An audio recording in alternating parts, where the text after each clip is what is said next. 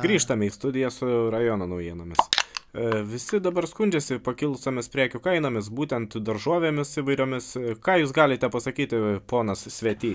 Jop tvoj mat, kaip brangu, jop tvoj mat, nebėra pinigų, jop tvoj mat, kaip brangu, jop tvoj mat, nekelk bangų.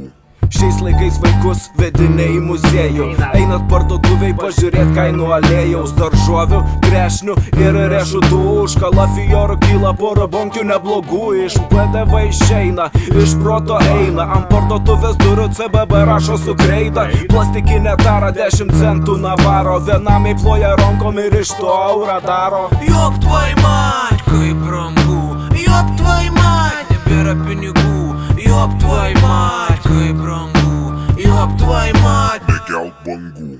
Nusikaltimų skaičius rajone padidėjo, kai daržovių kainos mūsų rinkoje kilt pradėjo. Pomidorai iš oro pabrango be proto, nepačiupinėsi, išein tik burokai. Metas daugiabutis ant daržovių trupučio, bankai tvirtint paskolas iki rugpjūčio. Daržų savininkai dabar yra dileriai, jie žiūri, ką negrobtų daržovių naktį pydarai. Jop tvoj mat, kaip brangu, jop tvoj mat, nebėra pinigų, jop tvoj mat, kaip brangu, jop tvoj mat, nekelk bangų.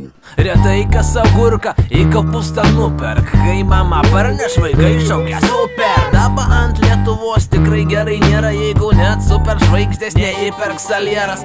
Šiuo metu batoną neturi net balandžiai, nėra ko šikt, nes tušti jų skrandžiai. Jei tu jauties kaip tas vargšas balandis, šerink šitą gabalą, kol nusipės valdžią. Tai pirmajame ketvirtį ir palyginsim su 15 metų pirmojų ketvirčių, aš galimai darau išvadą, kad antkainis 16 metų pirmajame ketvirtį. Jop tvoj mat, kaip brangu, jop tvoj mat, nebėra pinigų, jop tvoj mat, kaip brangu.